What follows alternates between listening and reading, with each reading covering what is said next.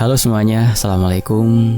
Selamat datang kembali di YouTube channel Wen Antoni dalam kisah terbaru Kesambet di Bukit Watu Ireng. Sebelum saya membacakan cerita ini, saya berharap teman-teman semua dimanapun berada selalu dalam keadaan sehat, murah rezeki, dilancarkan segala urusan, dan tentunya bisa menerima apapun yang terjadi atas kehendak Tuhan. Kehendak Allah Subhanahu wa Ta'ala dengan sukacita dan penuh bahagia. Amin. Langsung saja kita masuk ke ceritanya. Aku masih ingat betul suasana desa kita di tahun 70-an. Waktu itu, jalanan masih berupa tanah liat yang akan becek bila hujan turun, dan kering berdebu ketika kemarau datang. Lampu listrik belum banyak masuk. Malam-malam desa hanya diterangi lampu sentir dan suara jangkrik yang saling bersautan. Di sela kesunyian itulah, cerita-cerita gaib sering dibisikkan dari mulut ke mulut, membuat anak-anak ketakutan, tapi juga diam-diam penasaran. Salah satu yang paling sering dibicarakan adalah Bukit Watu Ireng. Bukit itu berada di selatan desa, menonjol di antara sawah dan ladang. Batu-batunya berwarna hitam legam seperti bekas terbakar. Padahal tidak pernah ada api di sana. Dari jauh, batu-batu itu tampak seperti gundukan besar yang disusun rapi, seolah ada tangan manusia yang menatanya. Namun orang-orang tua selalu bilang, itu bukan buatan manusia. Itu adalah peninggalan zaman dahulu kala, tempat yang sudah ada sejak nenek moyang. Sejak aku kecil, orang tuaku selalu mengingatkan, jangan sembarangan masuk ke Bukit Watu Ireng. Itu bukan tempat bermain, itu lemah angker, dijaga makhluk gaib sejak zaman leluhur. Kata-kata itu tidak hanya keluar dari mulut bapak atau simbahku, tapi hampir semua orang tua di desa berkata demikian. Peringatan itu bukan sekedar omongan, tapi lahir dari pengalaman panjang yang diwariskan turun-temurun. Cerita yang paling sering aku dengar, Bukit Watu Ireng dulu menjadi tempat dikuburnya para prajurit Mataram yang gugur saat melawan kompeni. Mereka mati di tanah itu, jauh dari keluarga, dan jasadnya hanya ditimbun seadanya. Arwah mereka tidak pernah benar-benar tenang. Malam-malam tertentu, orang desa sering mendengar suara gamelan samar dari arah bukit, seolah ada pasukan yang masih berlatih. Ada juga cerita tentang pasar gaib, pasar makhluk halus, yang konon berlangsung di sana. Barang siapa tersesat masuk ke dalam pasar itu, ia bisa membeli sesuatu dengan uang biasa, tapi ketika pulang, barang itu berubah menjadi daun kering atau batu. Karena itulah, orang tua selalu memberi nasihat keras, jangan sekali-kali mendekat ke Bukit Watu Ireng, terutama pada hari-hari pasaran tertentu, seperti Kliwon dan Wage. Pada hari-hari itulah, pasar gaib diyakini rame, dan penjaga bukit semakin sensitif terhadap manusia yang usil. Pernah ada yang nekat masuk di hari Kliwon, dan pulangnya jatuh sakit tanpa sebab. Tubuhnya panas, tapi tidak sembuh dengan obat. Malam hari ia mengigau, menyebut-nyebut nama orang tak dikenal. Kadang menangis seperti anak kecil. Ada pula yang pulang dari bukit dengan wajah kosong, duduk termenung berhari-hari tanpa bicara, seolah sebagian jiwanya tertinggal di sana. Semua itu menjadi cerita yang membuat desa kami hidup dalam kewaspadaan. Anak-anak dilarang mendekat ke bukit. Orang dewasa pun kalau terpaksa lewat, akan menundukkan kepala dan mengucap doa. Bukit Watu Ireng adalah bagian dari kehidupan kami, tapi juga sesuatu yang tidak boleh disentuh. Namun tidak semua orang percaya begitu saja. Selalu ada orang yang menganggap cerita-cerita itu hanya dongeng. Di antara mereka, ada seorang pemuda bernama Sarmin. Sarmin tinggal tidak jauh dari rumahku, anak yatim, dibesarkan ibunya seorang diri. Meski begitu, ia tumbuh jadi pemuda yang sehat dan kuat. Sayangnya, lidahnya tajam dan sikapnya keras kepala, Sejak remaja, Sarmin terkenal suka membantah. Kalau orang tua menasehati, ia akan menertawakan. Kalau ada aturan adat, ia sering mencibir. Katanya semua itu hanya cara orang tua untuk menakut-nakuti anak. Aku masih ingat, pernah suatu malam, ketika kami duduk bersama di gardu ronda, ada orang tua yang bercerita tentang seorang petani yang kesurupan sepulang dari Bukit Watu Ireng. Suasana mendadak hening, hanya suara kentongan yang sesekali dipukul. Tapi Sarmin justru terkekeh. Ia berkata lantang, "Alah, palingan orang itu kecapean habis macul seharian atau pura-pura kesurupan biar diperhatikan. Mosok iyo, cuma lewat bukit bisa langsung dirasuki setan. Hah, kalian ini terlalu percaya mitos." Ucapan itu membuat wajah orang tua yang bercerita berubah muram. Namun tidak ada yang berani menegur keras, sebab Sarmin memang sudah terkenal keras kepala. Keras kepala Sarmin inilah yang membuat banyak orang khawatir. Sebab semakin banyak ia mendengar cerita tentang keangkeran Bukit Watu Ireng, semakin ia penasaran dan ingin membuktikan bahwa semua itu hanya kebohongan. Beberapa kali ia menantang teman-temannya untuk ikut masuk ke bukit, sekedar mencari kayu atau merumput. Tapi sampai waktu itu belum ada yang benar-benar berani menemaninya. Aku pribadi merasa gelisah. Di satu sisi, aku tahu Sarmin hanya ingin menunjukkan keberaniannya. Tapi di sisi lain, aku yakin betul bukit itu bukan tempat sembarangan. Aku sudah melihat sendiri bagaimana orang-orang pulang dari sana dengan kondisi aneh. Bahkan ada seorang tetanggaku yang sampai meninggal karena sakit misterius setelah sempat hilang 2 hari di sekitar Bukit Watu Ireng. Maka setiap kali aku mendengar Sarmin bicara sombong, bulu kudukku langsung berdiri. Aku tahu, cepat atau lambat, kenekatannya akan membawa petaka. Dan benar saja, waktu itu akhirnya tiba. Cerita beralih dari sudut pandang ketiga. Di gardu ronda, Sarmin nongkrong bersama 2 temannya, Darto dan Wiji. Keduanya lebih penurut, seringkali hanya mengiyakan apa yang dikatakan Sarmin malam itu. Malam itu Darto sebenarnya merasa gelisah. "Min, apa kamu yakin besok mau ke bukit? Aku dengar orang sakit yang kemarin masih belum sembuh loh," kata keluarganya. Setiap malam dia mengigau memanggil nama-nama aneh.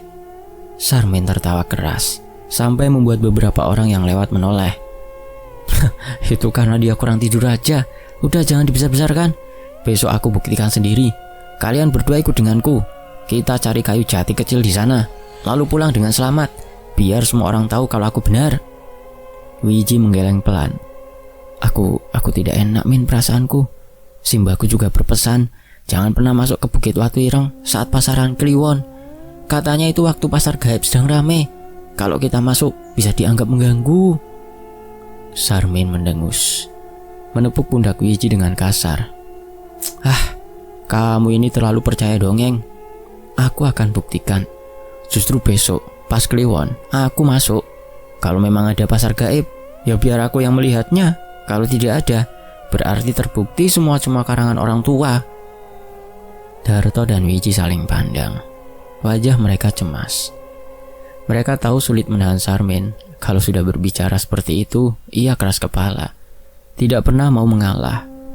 Dalam hati mereka menyesal sudah ikut bicara di gardu, karena kini malah terseret dalam kenekatan Sarmin. Malam semakin larut. Angin bertiup makin kencang. Sesekali terdengar suara burung hantu dari kejauhan. Beberapa orang tua yang lewat menuju langgar sempat menatap Sarmin dengan pandangan prihatin.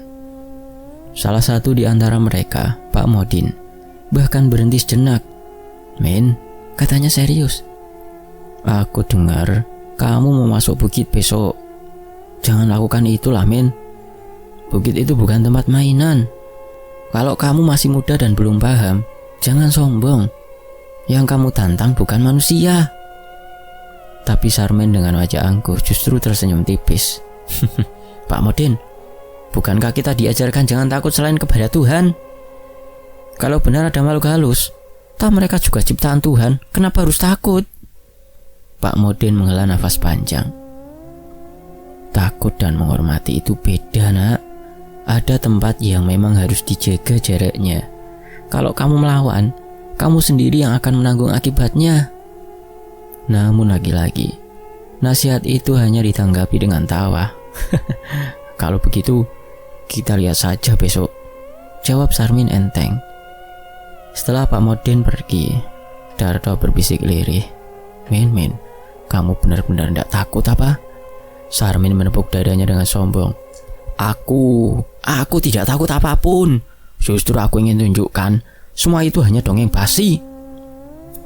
Udara malam semakin dingin, tapi bara api keangkuhan di dada Sarmin justru semakin membara. Ia merasa esok hari akan menjadi saat pembuktiannya, saat semua orang desa harus mengakui bahwa dirinya benar. Ia tidak sadar, setiap kata yang ia ucapkan semakin memancing perhatian dari sesuatu yang tak kasat mata. Di kejauhan, dari arah selatan, anjing-anjing kembali menggonggong bersaut-sautan. Suara itu terdengar panjang seakan memberi tanda, tapi Sarmin tidak peduli. Dengan santainya, ia merebahkan tubuh di bangku bambu gardu ronda, sambil berkata lantang, besok Bukit Watu Ireng akan takluk di hadapanku. Pagi itu udara desa masih dingin, diselimuti kabut tipis. Suara ayam jantan bersaut-sautan dari kejauhan, menandai dimulainya hari baru. Namun pagi itu bukan pagi biasa. Hari itu pasaran Kliwon, hari yang sejak lama diyakini warga desa sebagai waktu ketika dunia manusia dan dunia gaib berdampingan begitu dekat. Sarmin dengan langkah mantap dan wajah congkak sudah siap dengan sabit di tangan. Ia mengajak dua orang temannya, Darto dan Wiji, untuk menemaninya ke Bukit Watu Ireng. Ayo kita buktikan, bukit itu cuma hutan biasa, tidak lebih, kata Sarmin sambil menepuk bahu Darto.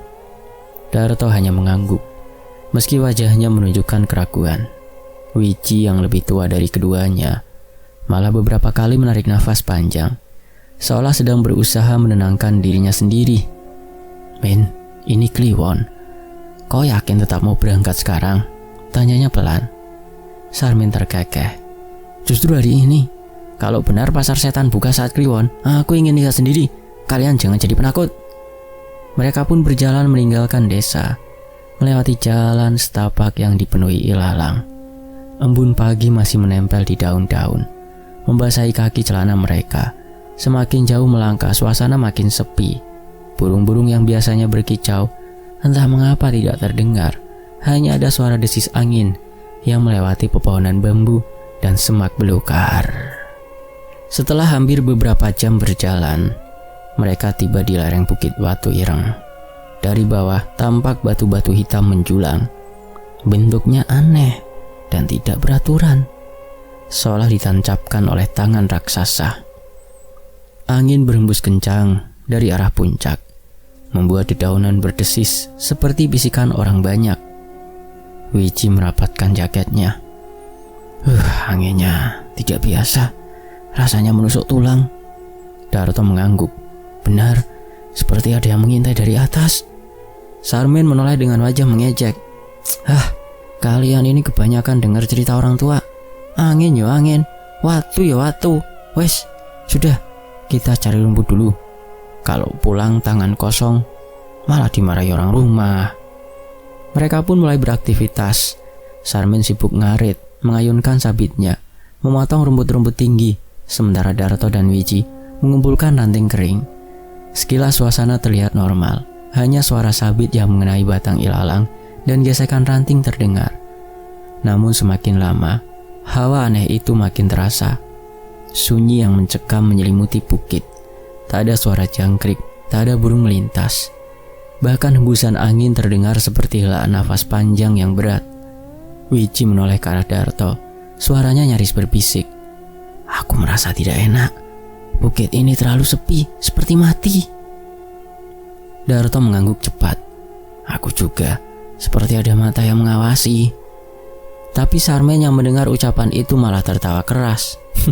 Dasar penakut. Kalian ini terlalu percaya tahayul.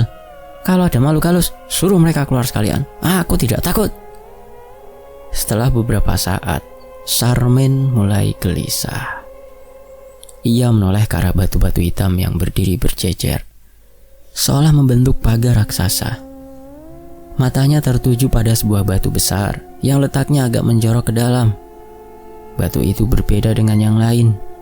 Bentuknya menyerupai gundukan besar, mirip peti mati yang separuh tertanam di tanah. Lihat itu, ujar Sarmen sambil menunjuk. Batu itu lain dari yang lain. Ayo kita dekati. Darto langsung menggeleng. Ora men, jangan men. Aku tidak enak perasaanku ini. Betul, sahut Wiji cepat. Bentuknya aneh. Jangan main ke sana lah. Namun Sarmen tidak peduli. Ia justru melangkah cepat mendekati batu itu, seolah ada sesuatu yang memanggilnya. Semakin dekat ia berjalan, wajahnya tampak berubah. Senyum tipis muncul di bibirnya, seperti seseorang yang baru saja menemukan sesuatu yang lama dicari. Darto dan Wiji saling pandang dengan cemas. Mereka mengikuti dari belakang, meski langkah mereka ragu-ragu. Ketika sampai di depan batu besar itu, Sarmen berdiri tegak. Ia mengusap permukaan batu dengan tangannya, lalu menempelkan telinganya, seolah-olah ia mendengar sesuatu dari dalam batu. Kalian lihat ini, serunya tiba-tiba. Ada sesuatu di dalamnya. Aku dengar suara logam beradu. Emas. Batu ini menyimpan emas. Darto langsung pucat. Min, apa-apaan sih kamu? Batu itu kan cuma batu, tidak ada apa-apa, Min. Namun Sarmen tertawa keras. Tawanya berbeda dari biasanya, serak dan nyaring. Kalian buta, tidak lihat cahaya kuning ini? Emas, harta karun prajurit Mataram. Darto dan Wiji tertegun. Mereka tidak melihat apa-apa, hanya batu hitam legam yang dingin. Tapi Sarmen kini menempelkan wajahnya ke batu, matanya berbinar aneh. Wiji berbisik ke Darto. Duh Gusti, dia bicara apa? Koyok kesambet. Aku tidak melihat apapun kok. Darto menelan ludah, tubuhnya gemetar. Aku juga. Jangan-jangan dia sedang dirasuki sesuatu. Sarmen mulai meraba-raba batu dengan tangan, hendak menggali. Ia bahkan menepuk-nepuk permukaannya dengan penuh semangat. Ini milikku, semua ini milikku, teriaknya dengan suara melengking. Darto dan Wiji benar-benar panik. Mereka berusaha menarik tubuh Sarmen. Men, sadar men. Ora-ono emas men. Iki cuma watu ireng men. Namun Sarmen menepis tangan mereka dengan kasar. Wajahnya kini tampak kosong. Matanya menatap ke arah batu tanpa berkedip. Senyumnya melebar tidak wajar. Dari mulutnya keluar suara tawa yang semakin aneh. Terdengar seperti bukan berasal dari dirinya sendiri. Harta ini untukku, aku yang dipilih. Wiji mundur beberapa langkah. Wajahnya pucat pasi. Ya Allah, dia kesambet. Darto mencoba meraih bahu Sarmen lagi. Tapi begitu disentuh, tubuh Sarmen terasa panas luar biasa, seolah bara api. Ia terperanjat mundur, tangannya memerah. Sementara itu, Sarmen terus menatap batu dengan mata kosong. Sesekali ia berbicara sendiri, seakan sedang bercakap dengan seseorang yang tak terlihat. Ya, aku terima, aku ambil. Suara angin tiba-tiba bertiup kencang, mengguncang pepohonan. Suara desisnya semakin keras, seperti jeritan panjang. Daun-daun beterbangan, ranting patah berjatuhan. Batu-batu hitam di sekitar mereka terasa bergetar perlahan, seolah hidup. Darto dan Wiji kini benar-benar ketakutan. Mereka hanya bisa berdiri menyaksikan sahabatnya berubah di depan mata. Sarmen yang keras kepala kini bukan lagi Sarmen yang mereka kenal. Di depan batu hitam besar itu, ia berdiri dengan tubuh gemetar, wajah kosong, dan tawa yang melengking tak wajar. Dan hari di Bukit Watu Ireng itu yang awalnya terasa biasa, kini berubah menjadi awal petaka. Sementara itu, sosok lain merasuki Sarmen. Sarmen tiba-tiba bangkit dengan gerakan kaku. Kepalanya menengadah, matanya melotot dengan cahaya hijau menyala. Dari mulutnya keluar suara parau dalam dan berat, bukan suara yang tadi. Ini tanah leluhur, mengapa kalian berani mengusik? Suara itu bergema di antara pepohonan, membuat bulu kuduk Darto dan Wiji meremang. Mereka saling pandang dengan wajah pucat pasi. Astagfirullah. Wiji gemetar. Sarmin atau entitas yang kini menguasainya menggeliat di tanah. Tubuhnya melengkung aneh, persis seperti ular yang sedang marah. Kedua tangannya mencakar-cakar tanah, mencabut rumput hingga kukunya berdarah. Di saat bersamaan, batu hitam besar yang ada di hadapan mereka mengeluarkan cahaya ganjil. Permukaannya yang tadinya polos tiba-tiba tampak berkilau. Muncul guratan-guratan seperti ukiran kuno. Garis-garis itu menyala merah, menyerupai huruf atau simbol yang tak mereka kenali. Darto memegang lengan Wiji dengan tangan gemetar. Kita harus kembali ke desa. Ini bukan mainan. Tanpa pikir panjang, keduanya lari terbirit-birit menuruni bukit, meninggalkan Sarmen di Watu Ireng yang kini terus meraung dengan suara asing. Suara itu terdengar makin jauh, tapi gema parau. Tanah leluhur, masih mengikuti mereka hingga ke kaki bukit. Sesampainya di desa, nafas mereka tersengal, wajah mereka basah oleh keringat dingin. Meski matahari sudah tinggi, warga yang melihat keduanya datang dengan panik segera mendekat. Kenapa kalian lari begitu? Mana si Sarmen? Tanya seorang bapak. Darto nyaris tak bisa bicara. Dia kesambet di atas, di Bukit Watu Ireng. Kerumunan warga mulai gaduh. Beberapa orang tua langsung saling pandang dengan wajah serius. Mereka sudah sering mendengar cerita tentang Bukit Watu Ireng, tapi jarang ada yang berani benar-benar mengusiknya di hari pasaran Kliwon. Seorang pemuda segera berlari ke rumah Modin desa, meminta tolong. Tak lama kemudian, Modin Kasan datang bersama beberapa warga tua yang dikenal masih memegang doa-doa Jawa lama. Wajah Pak Modin tenang, tapi sorot matanya tajam. Ayo, bawa aku ke sana. Sekarang, katanya singkat. Rombongan itu pun segera menuju bukit. Sesampainya di dekat batu hitam, mereka menemukan Sarmen masih di sana. Tubuhnya masih berguling-guling di tanah. Kedua tangannya mencakar-cakar lumpur hingga penuh darah. Sementara mulutnya mengeluarkan suara-suara aneh dalam bahasa asing yang tak dipahami siapapun. Karana sorina. Begitu suara itu terus-menerus keluar. Wiji bersembunyi di balik tubuh Darto. Ketakutan melihat temannya sendiri berubah demikian menyeramkan. Mata Sarmen masih menyala hijau. Wajahnya penuh tanah. Lidahnya menjulur panjang seperti binatang, seperti ular yang mendesis. Pak Modin Kasan maju perlahan, menancapkan tongkat kayu kecil ke tanah di dekat kepala Sarmen. Ia kemudian duduk bersila, menutup mata, lalu mulai melantunkan doa-doa, ayat-ayat suci dengan suara lantang. Bacaan itu mengalun keras, menusuk ke telinga siapapun yang mendengar. Namun bersamaan dengan itu, salah seorang warga tua, Mbah Wiryo, ikut duduk di sisi lain. Ia menyalakan kemenyan dan mulai melantunkan mantra Jawa kuno, doa warisan leluhur yang dipercaya mampu menundukkan roh penunggu bukit. Suasana makin tegang. Bacaan doa Islam dan mantra kejawen bercampur menjadi satu, saling mengisi. Udara di sekitar batu terasa bergetar. Cahaya merah dari ukiran batu makin kuat seperti berdenyut. Sarmen meronta keras. Tubuhnya bergetar hebat. Kalian tidak akan bisa mengusirku. Lemah iki, tanah ini sudah milik kami sejak darah mengalir di sini. Suaranya bergema, bercampur tawa yang mengerikan. Beberapa warga yang menonton mundur ketakutan. Ada yang sampai menutup telinga. Ada pula yang menangis karena tak kuasa menyaksikan pemandangan itu. Namun Modin Kasan tetap teguh. Dengan suara lebih keras, ia membaca ayat kursi, sementara Mbah Wiryo mengalun tembang Jawa. Sira padha lunga, aja ngganggu wong urip.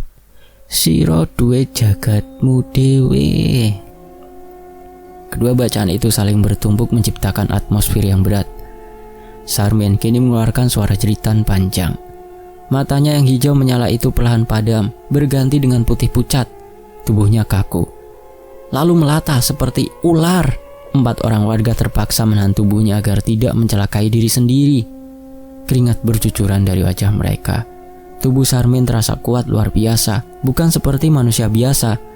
Namun semakin lama doa dilantunkan, kekuatannya mulai melemah. Puncaknya, Cahaya merah di batu perlahan meredup. Ukiran-ukiran aneh yang tadi bersinar kini menghilang, meninggalkan permukaan batu kembali hitam pekat. Bersamaan dengan itu, tubuh Sarmin terkulai lemas, lalu jatuh ambruk ke tanah. Sunyi, hanya suara nafas orang-orang yang masih tersengal karena tegang. Darto dan Wiji langsung berlari menghampiri. "Min, Sarmin!" Namun tubuh Sarmin hanya terbaring tak sadarkan diri. Nafasnya berat, dadanya naik turun dengan susah payah, seperti orang habis berlari jauh. Matanya terpejam, wajahnya penuh lumpur dan darah dari kukunya yang patah. Pak Modin Kasan menghela nafas panjang, mengusap keringat di dahinya. Sudah, roh itu sudah dipaksa keluar, tapi jangan girang dulu. Kadang mereka kembali kalau kita lengah. Mbah Wirya memadamkan kemenyan, lalu menutup doa dengan kumaman lirih. Wajah tuanya terlihat lelah, tapi matanya tetap awas menatap ke arah batu hitam yang kini sunyi. "Bukit ini bukan tempat mainan," katanya pelan. "Apa yang terjadi hari ini akan jadi pengingat bagi kita semua. Ada batas yang tidak boleh dilanggar." Orang-orang pun menggotong Sarmin pulang ke desa dalam keadaan kelenger. Tubuhnya lunglai seperti tanpa tenaga, tak sadarkan diri. Sementara itu Bukit Watu Ireng kembali sepi, menyisakan batu hitam besar yang berdiri angkuh. Batu yang menyimpan rahasia dan murka, menanti siapapun yang berani menantangnya lagi. Namun bagi warga desa yang menyaksikan kejadian itu, tidak ada lagi yang berani meremehkan cerita lama. Bukit itu benar-benar hidup dan roh leluhur masih berjaga di sana. Sarmin akhirnya siuman di hadapan warga desa dan para sesepuh yang berdoa keras semalam suntuk menunggu ia sadar. Namun ketika matanya membuka perlahan, pandangannya kosong, nafasnya berat, bibirnya pucat, dan tubuhnya gemetar seperti baru saja diguncang demam tinggi. Warga mengelilinginya dengan perasaan was-was. Darto dan Wiji yang sejak awal bersama Sarmin hanya bisa menunduk, menahan rasa bersalah karena membiarkan temannya keras kepala. Aku di mana ini?" Suara Sarmin lirih, serak, nyaris tak terdengar. Pak Modin desa mendekat, menatap lekat-lekat wajah pemuda itu. "Kamu sudah di rumah, Nak? Apa kamu masih ingat apa yang terjadi di Bukit Watu Ireng?" Sarmin mengernyit, wajahnya kebingungan. Bukit? Apa yang telah terjadi? Aku hanya merasa gelap lalu dingin sekali setelah itu. Aku tidak ingat apa-apa." Suasana menjadi hening. Darto spontan menoleh ke warga, ingin menjelaskan, tapi lidahnya keluh. Bagaimana ia harus menceritakan bahwa temannya kesurupan? Matanya menyala hijau, dan suaranya berubah menjadi suara asing yang menakutkan, mendesis seperti ular. Semakin mencoba bangkit, namun tubuhnya terlalu lemah. Ia jatuh kembali ke tikar, nafasnya terengah. Kedua tangannya gemetar hebat, seolah ada aliran tak kasat mata yang menggerogoti raganya. Sejak hari itu, kondisinya tak pernah benar-benar pulih. Hari-hari berikutnya, desas-desus merebak di seluruh desa. Ada yang berkata roh leluhur marah, murka, karena Sarmin lancang mendekati batu besar yang menjadi pusat wingit. Ada pula yang percaya sebagian dari makhluk gaib di Bukit Watu Ireng sudah menempel pada tubuh pemuda itu, seperti siluman ular dan yang lainnya, menolak pergi meski telah dilakukan doa dan mantra. Malam-malam Sarmin semakin menyeramkan. Kadang ia tiba-tiba menjerit kencang di tengah tidur, seolah ada yang mencekik lehernya. Ibunya berlari-lari dari dapur hanya untuk menemukan anaknya duduk bersila di pojok kamar. Wajahnya ketakutan, keringat bercucuran, matanya melotot ke arah dinding kosong. "Bu, ada yang mengawasiku, Bu. Ada yang mau mengambil aku." Suaranya gemetar. "Mereka berdiri di sana, di sudut kamar. Matanya merah, rambutnya panjang sekali. Tolong, Bu."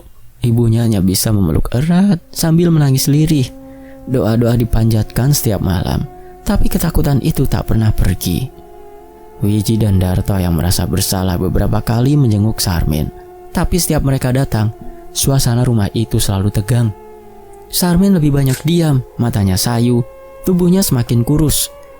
Sesekali ia berbicara dengan nada aneh, seakan sedang bercakap dengan orang lain yang tak kasat mata. "Aku sudah milik mereka. kalian tak bisa menolongku, gumamnya satu malam ketika Darto mencoba menghibur. Darto bergidik, bulu kuduknya berdiri. Jangan bicara sembarangan sih, Min. Kau masih bisa sembuh. Kau harus kuat, Min. Namun Sarmin hanya tersenyum samar, seolah tahu takdirnya sudah ditentukan. Sejak kejadian itu, warga desa semakin berhati-hati. Bukit Watu Ireng benar-benar dihindari, terutama pada pasaran tertentu, Kliwon dan Wage. Orang tua-tua desa menegaskan kembali pesan leluhur bahwa ada tempat yang tidak boleh disentuh manusia. Tidak semua tanah diperuntukkan bagi manusia. Ada bagian yang sudah dijaga sejak zaman purba oleh makhluk halus. Kabar tentang Sarmin menjadi pelajaran yang nyata. "Deloken Sarmin, lihatlah," kata Pak Wiryo suatu malam saat kumpul warga di Langgar. Dia contoh bahwa sombong dan menantang adat hanya akan berbuah cilaka.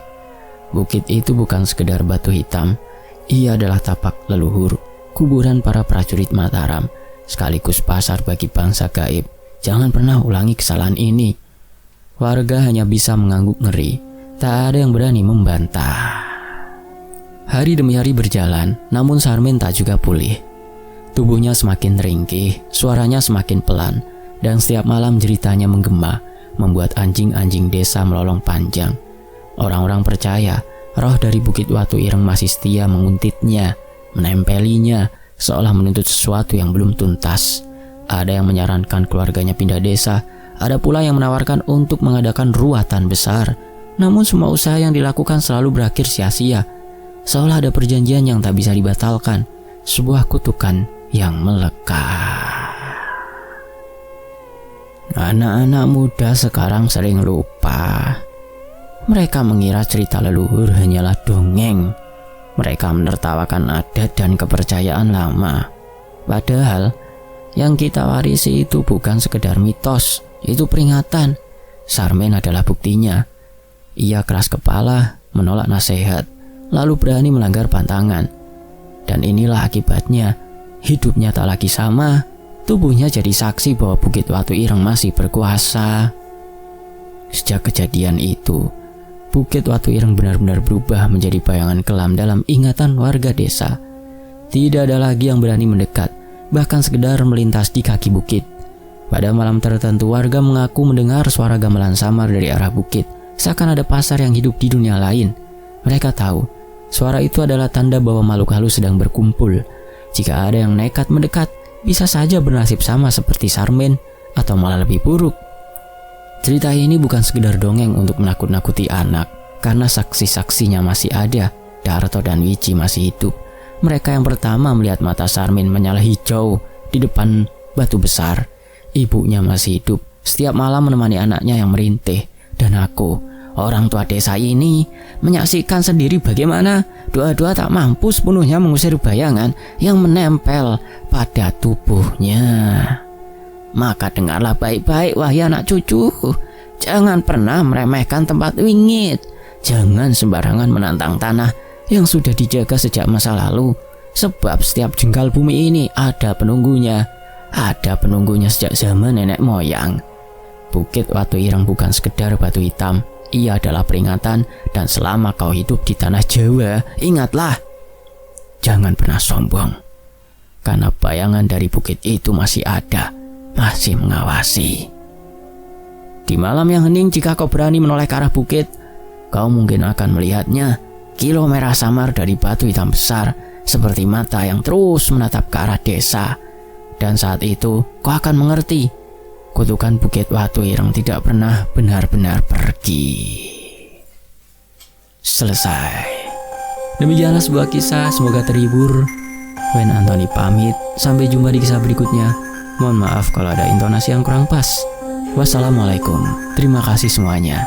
Sampai jumpa.